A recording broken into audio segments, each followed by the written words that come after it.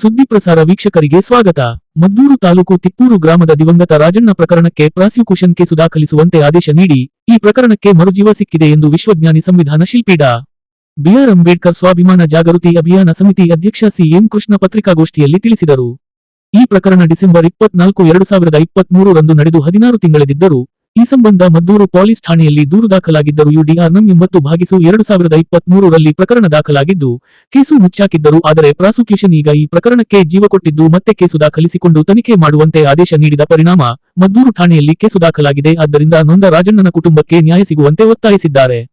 TL ಸ್ವಾಮಿ ರಾಜಣ್ಣನನ್ನ ಬಲವಂತವಾಗಿ bore veil repair ಮಾಡುವಂತೆ ಕರೆದೊಯ್ದು ಕರೆಂಟ್ ಕಂಬಕ್ಕೆ ಹತ್ತಿಸಿದ ಕಾರಣ ರಾಜಣ್ಣ ಸಾವನ್ನಪ್ಪಿದ್ದರು. ನೊಂದ ಕುಟುಂಬದ ಪರವಾಗಿ ಅಂಬೇಡ್ಕರ್ ಪೀಪಲ್ಸ್ ಪಾರ್ಟಿ ಮೇಲ್ಮನವಿ ಸಲ್ಲಿಸಿದ ಕಾರಣ ಮತ್ತೆ ಈ ಪ್ರಕರಣವನ್ನು ಸೂಕ್ತ ತನಿಖೆ ನಡೆಸುವಂತೆ ಆದೇಶ ನೀಡಿರುವುದು ಸ್ವಲ್ಪವಾದರೂ ನೆಮ್ಮದಿ ನೀಡಿದೆ. ಆದ್ದರಿಂದ ಜಿಲ್ಲಾ ವರಿಷ್ಠಾಧಿಕಾರಿಗಳು ಈ ಕೇಸನ್ನು ವಿಶೇಷವಾಗಿ ಪರಿಗಣಿಸಿ ನೊಂದ ಕುಟುಂಬಕ್ಕೆ ನ್ಯಾಯ ಕೊಡಿಸುವಂತೆ ಒತ್ತಾಯಿಸಿದರು.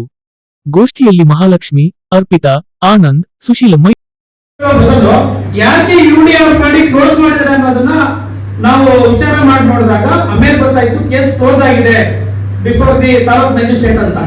ಅದ ನಂತರ FIR ಮಾಡೋ ಬದಲಾಗಿ UDR ಮಾಡಿ ಕೇಸ್ ಕ್ಲೋಸ್ ಮಾಡೋದಕ್ಕೆ ಕಾನೂನು ಅವಕಾಶ ಇಲ್ಲ ಅಂತ ಕಾನೂನು ಪ್ರಕಾರ ನಮ್ಮ ಗಮನಕ್ಕೆ ಬಂದ ನಂತರ ನಾವೇನ್ ಮಾಡಿದ್ವಿ, ಅಭಿಯೋಜಕ ಮತ್ತು ಸರ್ಕಾರಿ ವ್ಯಾಜ್ಯಗಳ ಇಲಾಖೆ ಇದೆ, department of prosecution of Karnataka department ಇದೆ, ಅಲ್ಲಿಗೆ ನಾವು ಮನವಿ ಪತ್ರ ಕೊಟ್ವಿ. ಅದರ ಜೊತೆಗೆ director of prosecution Mysuru division ಅವ್ರಿಗೂ ನಾವು ಮನವಿ ಪತ್ರ ಕೊಟ್ಟಿದ್ವಿ.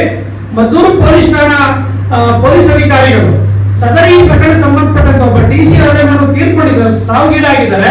ಬಿಕಾಸ್ ಆಫ್ ಡ್ಯೂ ಟು ಎಲೆಕ್ಟ್ರಿಕ್ಯೂಷನ್ ಕೆಲಸಕ್ಕೆ ಕರ್ಕೊಂಡು ಹೋಗಿ 11 kV ಟ್ರಾನ್ಸ್ಫಾರ್ಮರ್ಗೆ ಹಚ್ಚಿ ಸತ್ತ ನಂತರ FIR ಮಾಡಿದ್ರೆ UDR ಏನ್ ಮಾಡಕ್ ಸಾಧ್ಯ ಅಂತ ಹೇಳಿ ಇವರೆಲ್ಲರಿಗೂ ನಾವು ಮನವಿ ಪತ್ರನ ಮಾಲಕರು ಕೊಟ್ಟಿದ್ರು ಕಾನೂನು ಪ್ರಕಾರ.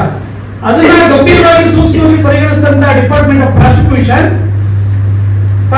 ಇದೇ ತಿಂಗಳು 6ನೇ ತಾರೀಕು ಒಂದು ಆದೇಶ ಮಾಡಿದ್ರು SP ಅವರಿಗೆ ಮತ್ತೆ DSP ಅವರಿಗೆ. ನೀವು FIR ಮಾಡೋ ಬದಲಾಗಿ FIR ಮಾಡಿ ತನಿಖೆ ನಡೆಸಬೇಕಾಯ್ತು, ಅದ್ರ ಬದಲು ನೀವು UDR ಮಾಡಿ ಕೇಸ್ ಕ್ಲೋಸ್ ಮಾಡಿರೋದು ತಪ್ಪಾಗಿದೆ.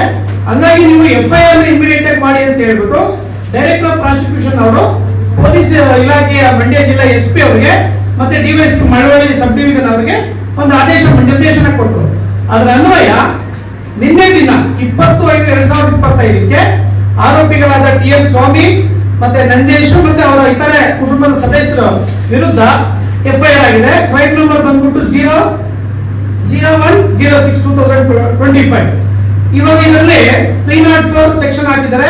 ಮತ್ತೆ prevention of atrocity act 1989 under section 3 clause 2 clause B ಅಲ್ಲಿ ಕೇಸ್ ರಿಜಿಸ್ಟರ್ ಆಗಿದೆ. ಯಾಕೆಂದ್ರೆ ಇದಕ್ಕೆ ಅದು criminal case due to cause to death ಇದ್ದಾಗ FIR ಮಾಡೋ ಬದಲು ಪೊಲೀಸ್ ಅಧಿಕಾರಿಗಳು ನಿರ್ಲಕ್ಷ್ಯ ವಹಿಸಿದ್ರು. ಈಗ ಅವ್ರದ ಇಲಾಖೆಯ ಪ್ರಾಸಿಕ್ಯೂಷನ್ ಡೈರೆಕ್ಟರ್ ಈ ಆದೇಶ ಮಾಡಿದ ನಂತರ ನಿನ್ನೆ FIR ಆಗಿದೆ. ಅದಕ್ಕೆ ಈ ತಮ್ಮ ಮೂಲಕ ನಾನು ಜಿಲ್ಲಾಡಳಿತಕ್ಕೆ ಮಾನ್ಯ DC ಅವರಿಗೆ SP ಅವರಿಗೆ ನಾನು ಮನವಿ ಮಾಡೋದೇನಂತಂದ್ರೆ, ಈಗಾಗಲೇ 15 ತಿಂಗಳು ವ್ಯಯ ಆಗಿದೆ, ವ್ಯರ್ಥ ಆಗಿದೆ, ವಿಳಂಬ ಆಗಿದೆ.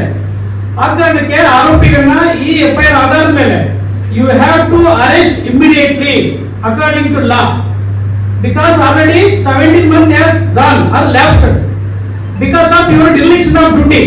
ನಿಮ್ಮ ಕರ್ತವ್ಯ ನಿರ್ಲಕ್ಷ್ಯದಿಂದಾಗಿ ಈ ನೊಂದ ಕುಟುಂಬ, ಅನ್ಯಾಯಕ್ಕೊಳಗಾದ ಕುಟುಂಬ ಮತ್ತೆ ಅನ್ಯಾಯಕ್ಕೊಳಗಾಗಿದೆ.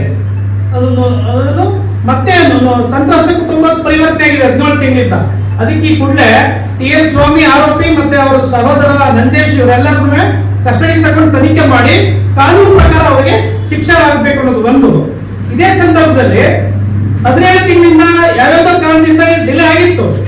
ಆದ್ರೆ ಈಗ FIR ಏಕಾಏಕಿ ಕಾನೂನು ಪ್ರಕಾರ ಆಗಿರೋ ಕಾರಣದಲ್ಲಿ ಅವರು TL ಸ್ವಾಮಿ ಅವರ ಕುಟುಂಬದ ಸದಸ್ಯರ ಸಾಮಾಜಿಕ ನಡವಳಿಕೆ ಸರಿ ಇಲ್ಲ ಅಂತ ಅಲ್ಲೆಲ್ಲ ಮಾಹಿತಿ ಇರ್ತಕ್ಕಂಥದ್ದು. ಅವ್ರೇನ್ ಮಾಡ್ತಾರೆ, ನಮ್ಮ ವಿರುದ್ಧನೇ ಕಂಪ್ಲೇಂಟ್ ಕೊಟ್ಟಿದ್ರಿ, ನಮ್ಮ ವಿರುದ್ಧನೇ FIR ಆಗೋವರೆಗೂ ನೀವು ಬಂದಿದ್ದೀರಾ ಅಂತ ಹೇಳ್ಬಿಟ್ಟು ಇವರಿಗೆ 3 ಜನ ಹೆಣ್ಮಕ್ಳಿದ್ದಾರೆ, TR ಅಮೃತ, TR ಅಕ್ಷಿತಾ, TR ಅರ್ಪಿತಾ ಅಂತ. ಮತ್ತೆ ಇವರು ಮೊದಲೇ ಬಡ ಕುಟುಂಬಗಳು, ಅವ್ರನ್ನ ಪ್ರಶ್ನೆ ಮಾಡೋದಕ್ಕೆ, ಧಮಕಿ ಹಾಕೋದಕ್ಕೆ, ದೌರ್ಜನ್ಯ ಮಾಡೋ ಎಲ್ಲಾ ಸಾಧ್ಯತೆಗಳು ಖಂಡಿತ ಇದೆ. ಆ ಕಾರಣಕ್ಕೆ ಈ ಮೂಲಕ ನಾನು ಜಿಲ್ಲಾಡಳಿತಕ್ಕೆ ಮೊನ್ನೆ SP ಅವರಿಗೆ ಮೊನ್ನೆ DC ಅವರಿಗೆ you have to provide necessary protection and security for the victim family.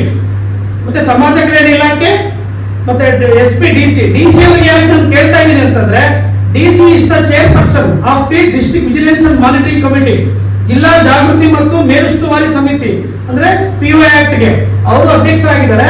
ಅವರೇ ಇವರಿಗೆ ರಕ್ಷಣೆ ಕೊಟ್ಟು ಕಾನೂನು ಜಾರಿಗೊಳಿಸಬೇಕಾಗಿರ್ತಕ್ಕಂಥದ್ದು ಆನರಬಲ್ DC ಅವರಿಗೆ. It's whole and sole responsibility and answerable also. ಮತ್ತೆ SP ಅವರು ಮೆಂಬರ್ ಇದ್ದಾರೆ ಆ ಕಮಿಟಿಗೆ, ಅವರು ಎಚ್ಚೆತ್ತುಕೋಬೇಕು ಮತ್ತೆ ಕ್ರಮ ವಹಿಸಬೇಕು. ಸೊ ಆ ಕಾರಣಕ್ಕೆ ಇವತ್ತು ಪತ್ರಿಕೆ ನಾವು ತಿಪ್ಪೂರಲ್ಲಿ ಆಗಿರೋದ್ರಿಂದ ನಮ್ಮ ಊರಲ್ಲಿ ಇರುವಂತಹ TN ಸ್ವಾಮಿ ಅವರು ಅವತ್ತು ದಿನಾಂಕ 24/12/2023 ನಮ್ಮ ತಂದೆನ ಕರ್ಕೊಂಡೋಗಿ ಟ್ರಾನ್ಸ್ಫರ್ ಬೋರ್ವೆಲ್ ಕೆಲಸ ಮಾಡ್ಸಕ್ಕೆ ಅಂತ ಕರ್ಕೊಂಡೋಗಿ ಟ್ರಾನ್ಸ್ಫರ್ ಮಾಡಿ ಕಳಿಸಿದ್ರು.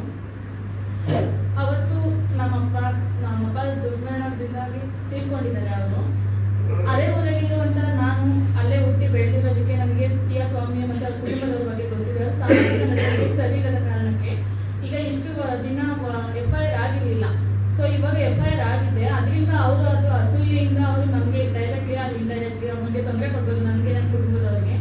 ನಾನು ನಿಮ್ಮ ಹತ್ರ ಏನು ಕೇಳ್ಕೊತೀನಿ ಅಂತಂದರೆ ದಯವಿಟ್ಟು ಮಾನ್ಯ SP ಮತ್ತು DC ಅವರು ಪ್ರೊಟೆಕ್ಷನ್ ಕೊಡಬೇಕು ಅಂತ ನಿಮ್ಮ